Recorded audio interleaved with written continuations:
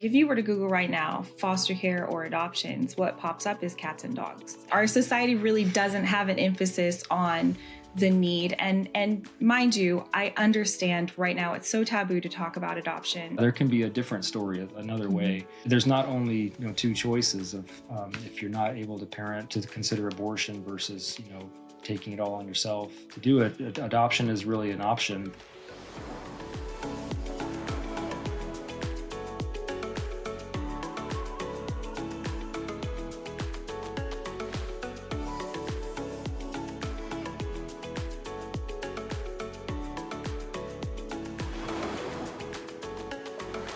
Okay, well, aloha everyone. Welcome, Joel and Ashley Wingo. I want to take us back to when I first met you. You have these two adorable older daughters, and you always had an extra baby with you. So every time I'd see you, you would just have this extra baby, and you were one of my first sweet exposures to foster caring, and eventually y'all adopted, right? And so you just are very ingrained in my mind, and I've always kind of been one that's drawn to babies. If I see a cute baby, I'm can't help but stare and whatnot. And so whenever I would see you guys, I just noticed you always had an extra baby. Can you share a little bit about yourselves and your family and what drew you to being involved in foster caring and then eventually adopting? You guys have a really kind of crazy cool story with your adoption, and I want to get into that, but just give everyone a warm welcome and let us get to know you a bit. Of course. Yeah. Hi, everyone. We're Joel and Ashley, and we've been married for 22 years and have 7 kids from 20 down to 2 years old. And those are all our kids. They're all adopted, so they're all here to stay permanently. We met in college, but long before that, I just knew, I knew that was going to be something that I did, and I didn't know. It seemed kind of a hard sell with guys. Was I going to find a guy who'd be okay with that? Because adoption is, there's a lot there, right? Some people are really excited about it, and some people are I could never do that. And so that was one of the things that was I really hope somebody is open to adopting. And actually, it started when I was a little kid. Our friends who were missionaries actually had a baby left on their doorstep. And I grew up with them, and they would come to visit. And I had always just thought, how is it possible that somebody was in so much trouble that they had to give their child away? That was a really hard thing to think about. But then to think about how wonderful this little girl was and how we'd grown up with her, and she was such an amazing person. It was I saw both sides of that. And I just thought I really want to do that. So that's where it started. And then it kept progressing. And then when we met, as we found out that he had known someone who had been adopted and had kind of the same thing, oh, that's really cool. That's a cool thing. So fast forward to us being married for a few years, we had 2 little kids, and we were this is now or never, because there's never going to be a great time to commit to this long process and all the ups and downs of it, but let's just go for it. And our daughter Zara was only 3 months old, I think, when we started the process. And then our son came home about 14 months later. Wow. And that was our easiest, smoothest adoption. There were trials during that. It was hard to raise money for an adoption. But the Lord provided so much work for us during that time. And we saw miracle after miracle. But overall, it was a very easy process, and there was no drama or anything like that. And so we thought, oh my gosh, we could do this again. And then follows about 10 and a half years of just ups and downs and all the crazy stories and the hard cases and the hard situations and all of that. So Joel, you've always been one-to-one adoption in your life as well. Did you guys connect over that element alone, or how did that play out? It was on her application. She had it on her application. Okay, good to date her. Yeah. No, but I don't remember talking about it too much before we got married. But I remember a day after we got married where it was all of a sudden the lights came on that this was the time to think about doing it. It was right after our second kid was born, our daughter, but the thing was, we knew the options that we were aware of for Mm-hmm. adopting, we knew they were always expensive. And I think I made like $12 an hour at that time. Mm-hmm. And so we're thinking, okay, so if we saved up every penny I make, it'll be like a year before we could have that much to do adoption. But we said, well, if we think this is something God wants us to do, then Mm-hmm. he can provide for it. And so I got some extra jobs doing photography, and we got a grant from Stephen Curtis Chapman's Show Hope Foundation. Oh, awesome. So that's a part of the story that was so cool with that first adoption. Mm-hmm. Just the Lord provided all those funds, within a very short amount of time for it all to work out. Yeah, how much did it cost for your first adoption in particular, if you don't mind? I don't want to kind of scarce out on details. Yeah, I feel like I'm very unfamiliar with I know it can be really adoption, hard, and we helped support a friend who adopted, and they did a GoFundMe Kickstarter sort of thing. I would love to just hear a little more about that. Yeah, I think it's changed a lot through the years, because I hear numbers now and I'm like, wow, I mean, it's crazy. But again, God can provide for anything. But I think at the time it was about $25,000 for an adoption. So private adoption. Yeah, for a private adoption. And at the time, because we had explored international adoption and foster care at that point with our son, but because we were young and because we were basically poor is the best way to put it, we weren't a fit for any of those programs. So this was like the only one that would really work with us. And it was obviously way out of our price range, so to speak. But again, every turn, if they needed $900, we got another job doing some photography event. Or if they're, somebody said, hey, we have all these books we can give you because we're getting rid of our whole library if you want to sell them on Amazon. So we did that. Also, every single step, we had exactly the amount of money that we needed. So it was amazing to see that work out when, his entire salary for the year would have been not even enough to cover an adoption, which is crazy. Are the fees so high to protect the child from just random Joes wanting to adopt? Yeah. Or why are the fees so high? Yeah, I think of child trafficking now, and I'm I feel like people could go through adopt just to do something insanely awful like that. But I'm wondering why does it cost so much? Where's all these? It's a good thing. It's a good thing there's a child in need. It should be, I feel like it should be relatively easier, good intentioned people y'all, Christian home, I feel like the child that's in need is yes, please, this is the best situation for this baby to enter a home like yours, but then you have to pay $25,000. Whoa. Yeah. We had some of the same questions. And it's changed a lot. I think the perception of that has changed, maybe for the better, in the sense of being a little bit suspicious about people who are paying a whole bunch of money to a private nonprofit for help to adopt a baby that's being voluntarily placed for adoption. And so we eventually had not so good of an experience in that world that opened us up more to considering just where the real urgent need was through the foster care system. Right.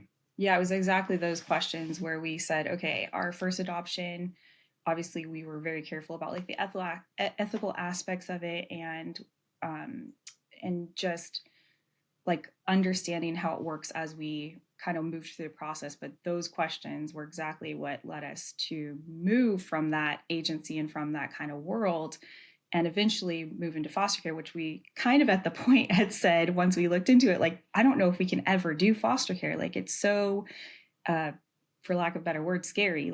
There's not, it's so, I mean, you have people coming into your home all the time, unexpected. You don't know what their belief system is, or what they're going to pick on you about, or what they're going to be happy about, or what they're going to, are you talking about the foster care agents? Yeah, in foster care. Yeah, in foster care. It's almost I have another friend who they do a lot of foster care, and she's it's an art to working with the agents, and absolutely you have to literally learn how to kind of cater to them. And it is a lot of work, right? So yeah. And that sounds scary at first, but the hilarious part is that come this many years down the road, some of the nicest, best, most amazing people we have met work for CPS. Oh. Some of our close friends, some of the people who we still keep in touch with on the regular, are people who work with the state with these agencies, and we come to find like all the things we were scared of. It's not that there aren't some true things to that. I think in your mind, it's just so much scarier until you're involved and you know these people and you know that they also want what's best for the child. So that's kind of how we ended up even doing foster care, in short. Yeah. So why should someone face those challenges, go through the hoops, pay those fees? Why should we as Christians even consider adopting or entering a foster care system? For us, ultimately, it was a process to be open to that. But I think, at least for me, it was very much rooted in God's heart for these kids, that God simply loves them and wants to place them in a family. Like Psalm 84, I believe it is, it talks about how that's who God is. He places the lonely in families. And that analogy of adoption is used for all Christians, that like it's something that we should all appreciate and be familiar with. But yeah, it was, I agree with what Ashley says. That was the main thing. We were initially open to the private adoption route. Part of it for me was definitely that it was scary thinking about being that radically open to people who were not Christians, maybe have different values that they're looking for in parents, and just making your whole life available to them to just kind of come in and into your home at any time. Because we already had other kids already by then as well. So that, and then the emotional weight of possibly losing, kids that were placed and things like that. Now, I wanted to dive in with you guys specifically on that, Joel and Ashley, how as Christians, I believe it's James 1, where it talks about loving the widows and the orphans. And that is part of like our faith, part of our good works should be to love on these people who are in desperate need. And Joel, that was super insightful about how we're adopted into Christ's family. We're adopted, like God is our Father, adopting us into that family of faith. I feel like a lot of us, even me including, like kind of put a blind eye to that. Like, oh, I couldn't step into this. Like, this doesn't seem something that I could personally do or be involved with somehow. And I feel like there's a lot of folks sitting in that same boat with me. Obviously, I don't think that's where we should sit. That's why we're having this conversation. Literally, I've been like so excited about this conversation because for a while I was thinking about adopting. It was just on my mind for years on end. And lately it hasn't been as much. There's just been like kind of a lot of stress and chaos behind the scenes in our life. And I was just like, I can't even think of that right now. But we have a few good friends who've done some foster care work. And one family in particular, we're going to have them on as well. They had this cute little boy for about a year or two. And then he finally left to go be with his grandparents elsewhere. But yeah, I don't know. It's just, I feel like our society doesn't look at human life as valuable and cherishable. I don't know. Like, can you guys dive into like, what are you seeing in the world? Like, you probably have such a unique perspective because you've brought in, how many children have you brought in over the years? What's been some of that? Like, share some of that actual journey. Yeah, I mean, every single experience that we've had, like every child that's come through a home has been extremely different. So like the backstories are all very individual. Like there are similarities. I think there's common ones that we probably all know about, like abuse or neglect, drugs, things like that. But every single one of our kids' stories is very different. And I feel like there's not one way to explain what the issues are, but I look at like the Bible and think about, how it says like in the end times, people will be lovers of themselves. They'll be like unjust, unholy, like all of these things. And you kind of see that reflected in our society, right? And you see that in like they don't regard life as valuable, like you said. And that starts from the pregnancy all the way to the elderly. And often I think we forget, like, kids are the most vulnerable people group in the world. Like, it's not a certain country, and it's not a certain state, and it's not a certain county or a town. Right. Like, children in general are the most vulnerable people group because they can't advocate for themselves. And often they're not aware of even really what's going on. And so that's exactly why we need people like you to step forward and help. But making people aware that there are kids probably in your town that need help. Totally. And that looks different, again, for everybody. It's not to say every single person can do foster care. But I think that if every single person did it one time for one child, that it would completely change the way they view it, and it would change the system for the better, and it would change like each person for the better. Because I don't think once it's all detached and it's clinical and there's not an actual child in front of you, it sounds so different. But like when there's the kid and you're focusing on them and what they need and taking care of them, and all those things kind of just, they don't matter so much anymore, you know, because you realize how valuable this kid is. And then you get attached to a kid that you probably didn't think you were going to be attached to. And it changes your whole perspective. And so obviously all of the societal problems like play into this, but there's nothing new under the sun. Like, this has been the way it has been for a long time. And you see it in the Old Testament. People didn't care about their children and left them in the wayside.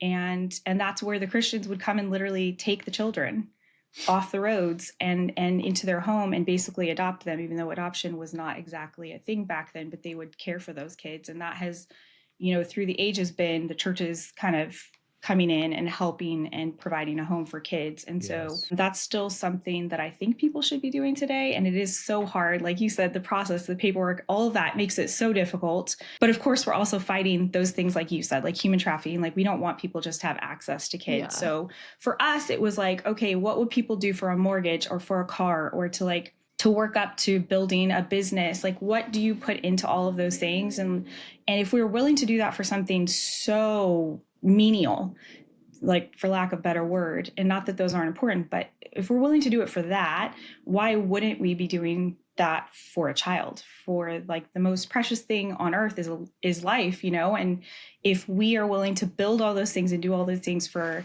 something so small as like one of our dreams, or like this type of car we wanted, like, let's do that for a kid. And so that's kind of what I like to talk to people about it that way, is like all these stories, you know, that are terrible that you see and that you're afraid of. Like, were you afraid when you were building that business? Were you afraid when you were stepping out in faith to do something else? Like, it will be the same as all of those situations. You will see the faithfulness of the Lord, and you will grow stronger through it. You know, and I think of too, all the paperwork stuff like that kind of overwhelms me. I'm like, hun, you do all that, right? I'm on it. Yeah. So, but I also feel like it's probably something where you, after a while, you get used to it and you get comfortable with kind of dealing with those sides of the, you know, being a foster care parent. What were some of the challenges in your home in caring for a child who's come from maybe a super tough situation, and then they're now coming into a loving environment, but they don't necessarily trust you. And so they're probably coming from a place where they're really struggling and trust is not there and their guard is up. Like, what's that process been like? Yeah, it's crazy. I mean, some kids come in and they're like, immediately want to call you mom, and they just acclimate. Aww. And they are so eager. And then other kids come in, and it depends on what their previous situation has been. Other kids come in and they're finally comfortable and they finally do feel safe, or at least you think they do. And it almost makes them feel less safe, like the loss of control, the fact that they're in a new environment where somebody is like serving a certain kind of food, like they've never seen broccoli, and so those kinds of things can really scare kids who have never been in a stable situation, rather than like, you think that would make you excited. You're served food every night at the same time, but like for them, they're used to like the cup of noodle. And so like broccoli is like terrifying, right? Yeah. And you don't know when that's going to happen. So we've had so many different experiences. Again, like we said, every kiddo was different, but But that was, to me, stands out as some of the funniest, like them thinking like, this is the worst house on earth. They just served me these green. Yeah. What's this green stuff? What's this green stuff, and like total meltdown, because that was Yeah. just not something. And obviously that's a small example of some of the bigger things. I've spent my whole life in the ocean, and I've learned, just like wearing a seatbelt or a helmet, safety matters. That's why my family and I use shark bands. Shark Bands uses patented magnetic technology to deter sharks by disrupting their electroreception. Kind of like a bright light in their eyes that says, nope, not today, shark face. No batteries, no charging, just simple, effective peace of mind. Whether we're surfing, swimming, or just splashing around, Shark Bands is our go-to for ocean safety. You want to geek out on how it works? Dive into episode 14 for a deeper look at the tech. And check the show notes for the link to Shark Bands, because your peace of mind in the ocean is worth it. Stay safe, stay stoked, and keep loving the ocean. You came and shot some photos for a retreat we had for Beautifully Flawed, and we have a bunch of women with limb difference come. But this one year in particular, your two daughters are holding these two adorable little twin babies, and you're foster caring for them, right? Yes. Yeah, at the time. And then you went through COVID at that same time, shortly Yes. after that, right? So you still had them through COVID, and that was pretty chaotic from what I've heard. But lo and behold, didn't you end up adopting those We did. two? Yeah, we had believed the whole time. I mean, it was basically like every 2 weeks they'd say, in 2 weeks they're leaving, in 2 weeks they're leaving. And it was always like, just a little ways away, they will be moved. And when they had been with us for about 14 months, I believe it was, then they actually told us that we would be able to adopt them. So that was like a major, just complete 180 from where we thought it was going. And so the next year we did adopt them, and they were a 2-ish when we finally finalized that. But yeah, they were with us through all of that crazy COVID stuff. And it was quite intense, some of the rules and the way things changed during that time. Wow, that's so amazing. I can imagine, when you get a small baby and you raise them for that long, like the attachment would be so hard to let go. And Yeah. did you have any foster children where it felt really hard to say goodbye? Yeah, I feel like Yeah. all of them. I mean, Every time. even our hardest kids, like who were not babies, who were older, it was like, even if it's just a few months, like you get extremely attached to these children. I mean, I feel like you'd have to be heartless not to, Yeah.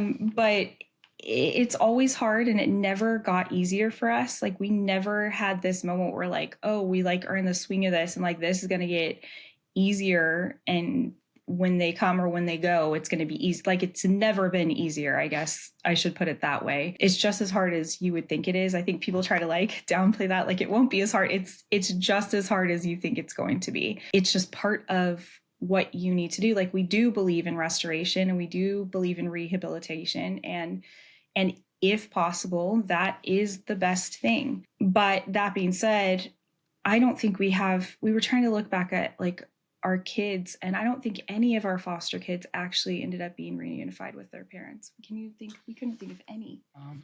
Yeah, through the regular foster care system, no, but we had one.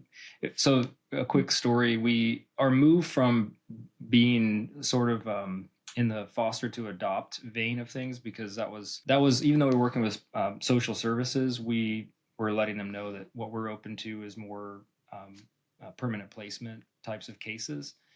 And so, but the transition from that to being kind of more open to just foster care was to say, well, we'll take a baby through this refugee placement program, because then at least we know that, this was my thinking. I don't know if it was her so much, but at least we know it's temporary. There's no way that there could be permanency with this case. And for me, that was a little bit easier, because the hardest thing was thinking that this was a placement that was for adoption eventually, and then not having that work out.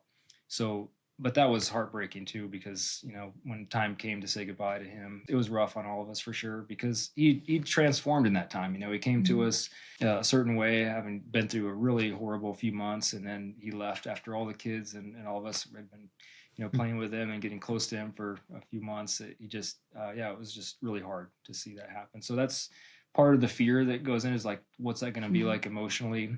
And I think I probably struggled with that more than you did, right?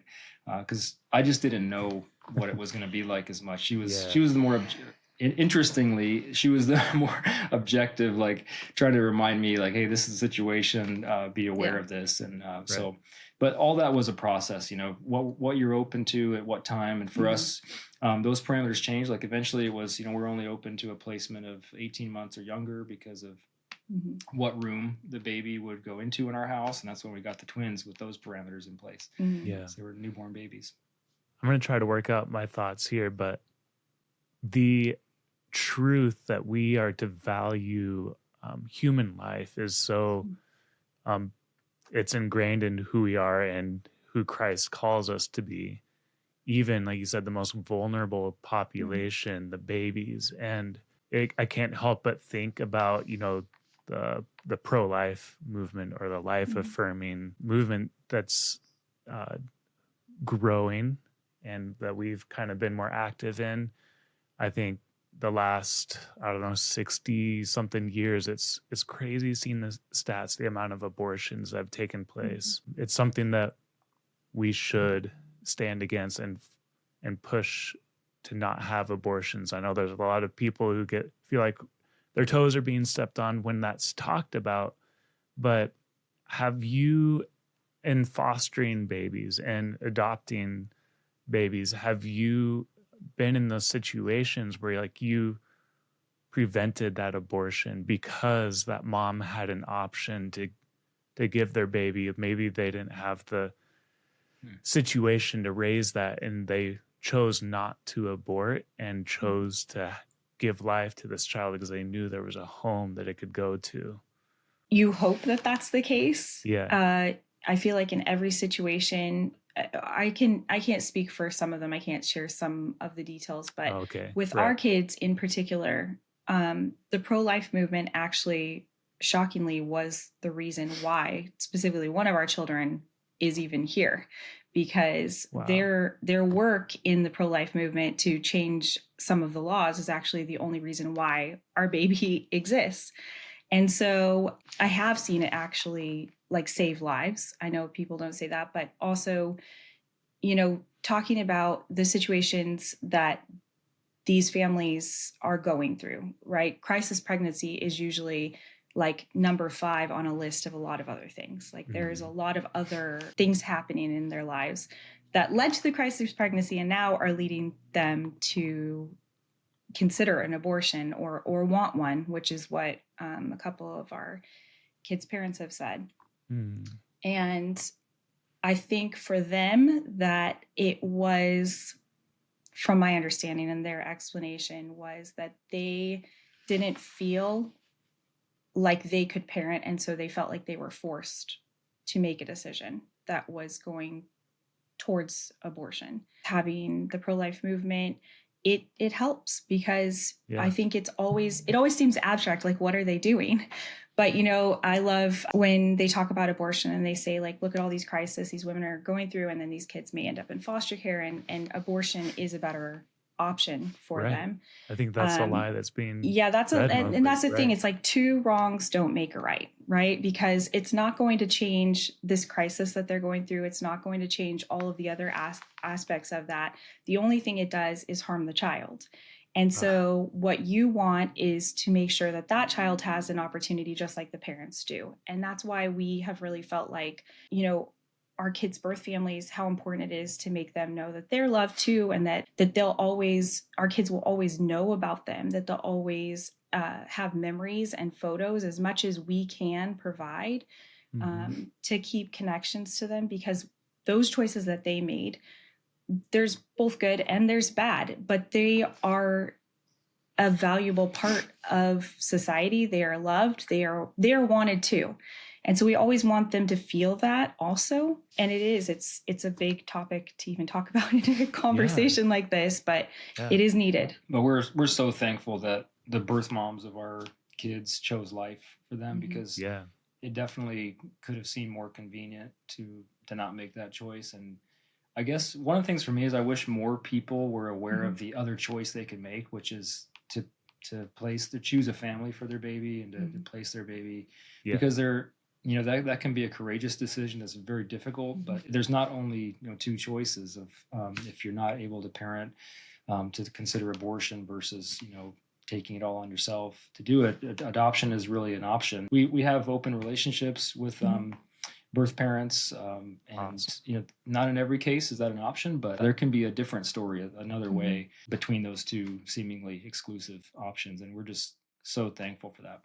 I feel kind of ignorant, but say I had a boyfriend when I was 17 and we conceived a baby, and could I go to my local church and be like, hey, does anyone want to take our baby from us? Like, we're not going to keep it. And that was the way it worked just a few years ago. And I would have said yes back then, but I don't know now how many states actually allow that. There's a couple different ways that it does work. Like if you had an attorney involved or an agency involved, and you could work with them to do that. Okay. But the laws have changed. And I think this is for the good, because they don't ever want a child to be abandoned. And so they need some sort of process to show like that this is a voluntary relinquishment. Like this is their biological child, and they are saying, I would like someone else to raise it. And so because of all of the past and the history and things that have gone wrong, there is now more of a process for that. But it's not impossible. And honestly, I mean,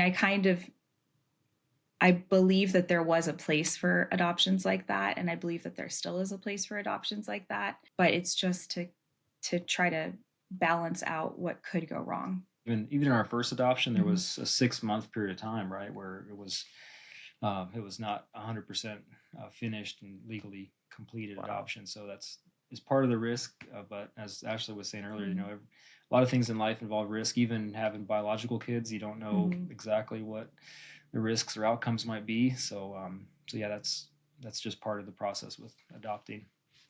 And if you are fostering, don't you get paid to do that too? Like, because I just think of a lot of people maybe don't have the finances, or they don't feel like they could get enough funds to make those extra plates of food, and maybe it just feels too much of a stretch. But is there a little compensation through the foster care, or is it totally gifted? Yeah, there's reimbursement through foster care, which is great, because what they do is it doesn't usually cover every need of the child, but it should cover at least the majority of them.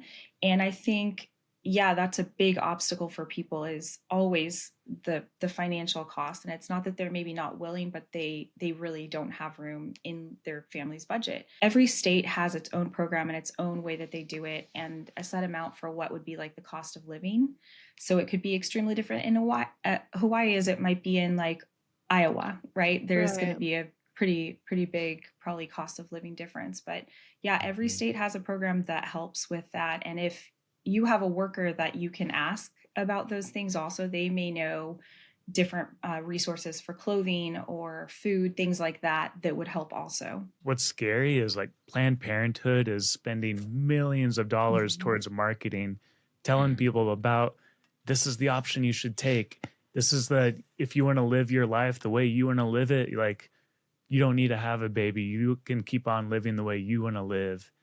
But I know there's organizations out there like Save the Storks. You mentioned Stephen Curtis Chapman about trying to put the word out there, and hopefully through this podcast, if we know someone that is going through a difficult time with their pregnancy and they're considering abortion, you don't have to. There's options out there. There's beautiful families like y'all that are following the call that Christ has called in our lives to love the vulnerable, love the downtrodden, love the widows and the orphans that need the church ultimately. Yeah, it makes me wonder too, is there any organizations out there that say someone's like, there's just no way I'm going to do this, but I do want to love on the vulnerable through financial support? If you guys have any organizations you know of that people can donate to? We can link it in the show notes. Yeah, I say get involved with your local pregnancy center. That is always a Okay. great resource for girls who are facing crisis pregnancy. There are great adoption agencies. One of the best that we've ever worked with is International Christian Adoptions, and they are just doing amazing work, from the work that they do with just simple things like shoes and clothing and resources for families to the therapy that they offer to kids who have been through foster care. And they do pretty much anything that you would need. And they're here in, I think they're California and North Carolina. And there's other great ones like Stephen Curtis Chapman, like we said,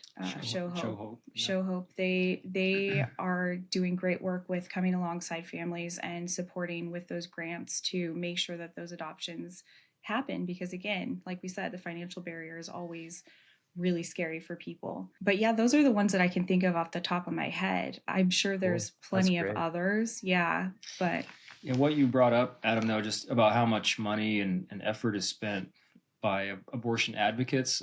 We had a billboard go up outside of our neighborhood in Texas when laws changed in Texas that resulted in Planned Parenthood shutting down and going out of business. We'd drive by one of those offices on our way to church, and it was kind of encouraging to see how one day it was all lit up inside, and the next week it was just all blacked out and out of business. But at the same time, this billboard went up outside of our neighborhood, and it was advertising for people to go to New York State to have abortions. And I was stunned, that you're actually, that's what you're paying money to advertise, is come to our state because we're welcoming. And then on the Christian side, I'm going to go out on a little bit of a limb here and say that I think a lot of money is spent in ways that doesn't really help kids. It goes to a lot of people running kind of foundations and things that it's not meeting the actual need of, what does this do for a kid to have the safety of a permanent home, whether that's reunification or adoption.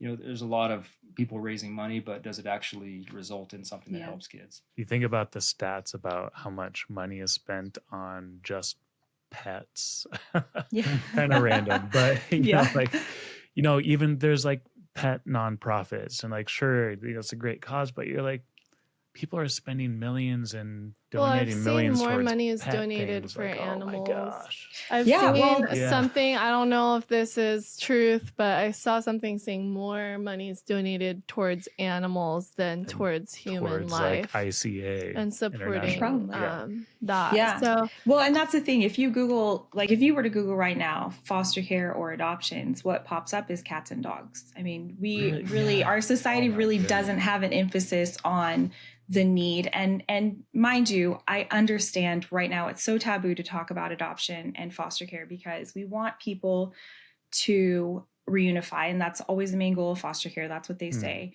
But I think that we've given kids this perception like you shouldn't be adopted. We keep talking about these conversations like you should go back to your family. You should. And when that's not possible, the way that influences these kids to have such a negative view of themselves, like I shouldn't be adopted, I should have gone with them. And it's like, those things are not untrue, but kids need to find hope in adoption. When you are in that situation and when it feels hopeless, adoption is one thing that can give that child hope to have a family, to have a mom and dad. I mean, every single one of our kids that's come through our home has said that they wanted to have a family. None of them have said, I don't want a family. We haven't had a single kid that said, I don't want a mom, I don't want a dad. Yeah. That's what they all long for. They long for siblings. They long for a dog in a backyard to play in and food on the table. I mean, whether or not they are even aware of it yet, that's what they're hoping for, So this way that it is right now, the culture around it to say that reunification is the only way, it is hurting kids. And so we have to be balanced in those conversations where, yes, Christians believe in restoration and we believe in rehabilitation. But what does that look like? And that's the one question I love to ask. I love to say, okay, so in this scenario, what does rehabilitation look like? And I ask my workers and I ask the judge and I'll ask the attorneys and I'll ask everybody in the case, what does that look like? For example, our son was abused and he had broken bones all over his body, a traumatic brain injury, and a skull fracture. And so when I'm talking to people that were involved in his case, I said, well, what would you normally do? What does rehabilitation look like for a parent? They have lost control in a way that is unusual. And they said, we don't have a rehabilitation program for parents who have done things like this. And I'm like, okay, so what does that mean? Like, you don't have one? It's like, no one is rehabilitated to a place where we say this is like, that's good enough. There's not a good enough process. Right. Yeah. And so like, that's hard to hear, but in those scenarios, that's where I say we need to make sure those children never feel like there's not hope. Like, adoption is a great option for kids from that scenario. And so both, like, we want both. We want rehabilitation, restoration. We also want adoptions, and we want kids to have hope.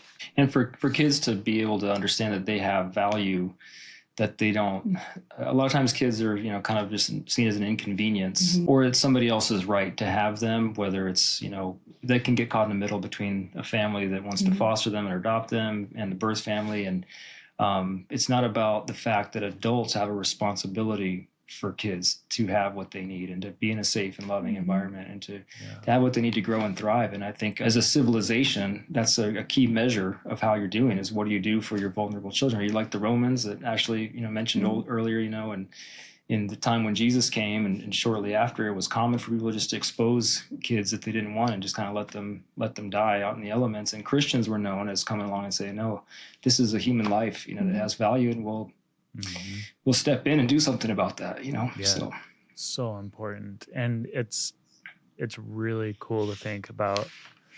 Well, I can't help but think, like, growing up, thinking about being evangelical and being like spreading the gospel and loving on my neighbor, loving people.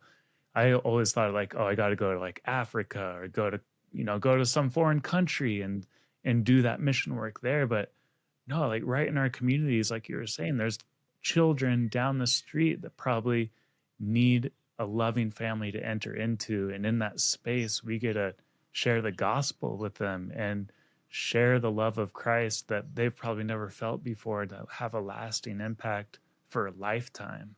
And we don't have to travel across the world to do that beautiful work. Well, Joel and Ashley, thank you so much. In the little time I've spent with you, I just see the way it's, your daughters have this motherly role towards their younger siblings, and just seeing them carrying around these twins, like, it's so ingrained in my mind. And I'm sure you have a beautiful family dynamic that is unique to most. And so I'm applauding y'all. I know you don't need an applause. Thanks for jumping on All Things Possible and sharing your story with us. And we hope that this inspires others to want to join in the mission. So thank you so much. Thank you so much Thank you guys for having us.